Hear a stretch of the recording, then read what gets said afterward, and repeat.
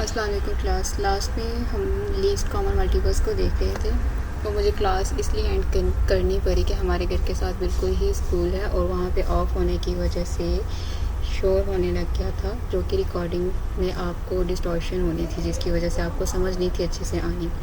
अच्छा जी, हम स्टार्ट करें अपना एलसीएम। हम ये स्टार्ट बल्कि कर चुके हुए थे। मेथड 1 हम देख चुके हुए थे, मेथड 2 को हम डिस्कस कर रहे थे। मेथड 2 में मैं आपको बता रही थी कि एलसीएम ऑफ 24, 36, 40 हमने देखना था, और वो किस तरह से प्राइम फैक्टराइजेशन के मेथड से। और प्राइम फैक्टराइजेशन हम लेक्चर 2 के जो टॉपिक हम कर रहे थे स्क्वायर रूट वाला, वहाँ पे हम प्राइम फैक्टराइजेशन सीख चुके हैं कि प्राइम फैक्टराइजेशन की कैसे जाती है। अब हमने फैक्टर्स बना लिए 24, 36 और 40 का। अब हम इसमें देखेंगे कि इनमें कॉमन एलिमेंट्स कौन से हैं, चाहे वो तीनों में आ रहा है चाहे वो दो में आ रहा है। हमने वो कॉमन एलिमेंट्स निकाले। आप देखें, पर्पल वाला 2 तीनों में है, पैरेट वाला 2 भी तीनों में है, रेड वाला 2 24 में है और 40 में कॉमन है, बट नॉट इन 36। इसी तरह से 3 जो ब्लू कलर में है वो भी 24 और 36 में कॉमन है, बट 43 को कैरी नहीं कर रहा। लास्ट पे हमारे पास 3 और 5 बच रहा है। तो एलसीएम में क्या करते हैं कि जो कॉमन एलिमेंट्स होता है उनको वन टाइम लिखते हैं। जैसे ये देखो, पर्पल वाला 2, पैरेट वाला 2 और रेड वाला 2। इस तरह से ये ब्लू वाला 3 और ये ब्लैक वाला 3 और 5 जो कॉमन एलिमेंट है उनको वन टाइम, और जो बच गया है उसको एज इट इज़ लिख के सबको आपस में मल्टीप्लाई करवा दो, और फिर जो आंसर आएगा वही हमारा एलसीएम है। जैसे कि एलसीएम ऑफ 24, 36 एंड 40 हमारे पास 360 है। नेक्स्ट हमारे पास है HCF, highest common factor. Highest common factor को GCM भी कहा जाता है, ग्रेटेस्ट कॉमन फैक्टर, और इसी तरह से HCF को ग्रेटेस्ट कॉमन डिवाइज़र भी कहा जाता है, GCD। जब हम HCF फाइंड करते हैं तो इसको हमेशा प्राइम फैक्टराइजेशन के मेथड से ही सॉल्व किया जाता है, जैसा कि एलसीएम वाला। अब एलसीएम और HCF में इसका डिफरेंस कहाँ पे क्रिएट होता है कि जब हम फैक्टर्स लिखते हैं तो हमने एलसीएम में भी देख रहे थे कि कॉमन फैक्टर्स कौन से हैं, तो HCF में भी हम देखेंगे कि कॉमन फैक्टर्स कौन से हैं। एलसीएम में हम देख रहे थे कि तीनों में, मतलब चाहे वो तीनों में है चाहे नहीं है, चाहे ये रेड वाला 2 देखिए सिर्फ 24 और 40 में है, लेकिन 36 में 2 कैरी नहीं हो रहा रेड वाला, लेकिन हम उसको एलसीएम में कंसिडर कर रहे थे। HCF में आप सिर्फ वो वाले एलिमेंट्स लेंगे, सिर्फ वो वाले फैक्टर्स लेंगे जो तीनों डिजिट्स में होंगे। जैसे 24, 36 और 40 में सिर्फ पैरेट और पर्पल वाला 2 हम लेंगे, बिकॉज ये तीनों में आ रहा है। एलसीएम में हम सारे के सारे फैक्टर्स ले रहे थे, बट HCF में हम सिर्फ वो लेंगे जो कॉमन है, फिर हम उनको मल्टीप्लाई करवा देंगे। तो HCF ऑफ 24, 36, 40 का हमारे पास HCF क्या है, 4। क्लियर है। आगे हमारे पास आ जाता है जी एलसीएम। अभी तक हमने एलसीएम और HCF जो फाइंड किया था वो हमने सिंगल नंबर्स का किया था, डिजिट्स का किया था, नंबर्स का किया था।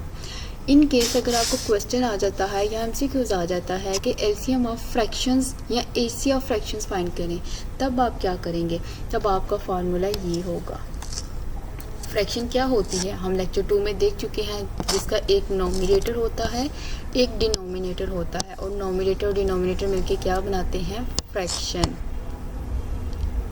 तो आपको किसी फ्रैक्शन आपको आ गई है तो वो आपको कह रहा है कि इन फ्रैक्शंस का हमें वो फाइंड करके दें, एलसीएम और HCF फाइंड करके दें। तो आपने क्या करना है, जब आप एलसीएम ऑफ फ्रैक्शंस फाइंड करेंगे तो आप नोमिनेटर्स का एलसीएम फाइंड करेंगे और डिनोमिनेटर्स का HCF फाइंड करेंगे, फिर फार्मूलाज में वैल्यूज़ को पुट करके आंसर कर देंगे।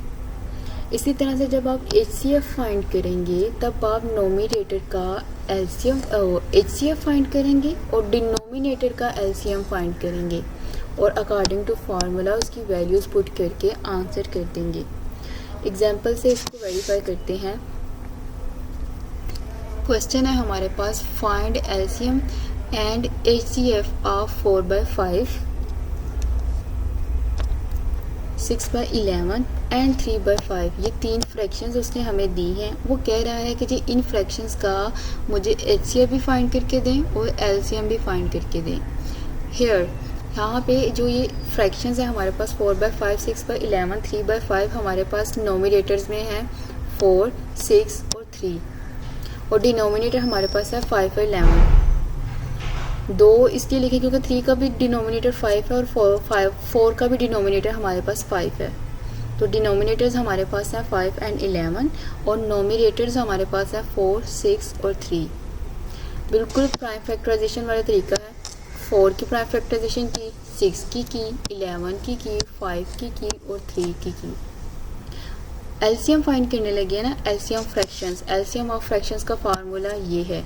आपने एक चीज़ याद रखनी है, मैथमेटिक्स में प्रेजेंटेशन भी बहुत मैटर करती है।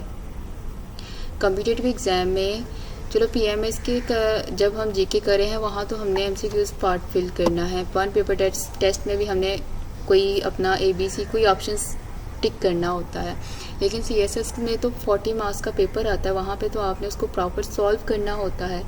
तो बच्चे आपने जहाँ पे भी क्वेश्चन को सॉल्व करना है 5 नंबर के लिए, जैसे सीएसएस में करते हैं एबिलिटी के पेपर में, तो आपकी प्रेजेंटेशन भी बहुत मैटर करती है। तो आपने एक चीज़ याद रखनी है, जब भी आपको फार्मूला वाला कोई क्वेश्चन होगा ना तो आपने फार्मूला सबसे पहले बताना है। जैसे मैंने प्राइम फैक्टराइजेशन की, अब मैं फार्मूला तक आ गई हूँ कि अब मैं एलसीएम ऑफ फ्रैक्शंस फाइंड करने लगी हूँ। तो मैंने पहले फार्मूला उसको बताया कि हमारे पास फार्मूला क्या है, LC of nominators and HC of denominators. ये कि एग्जामिनर को भी पता चल जाए और हमें भी पता चल जाए कि हमें फार्मूला में क्या क्या चाहिए।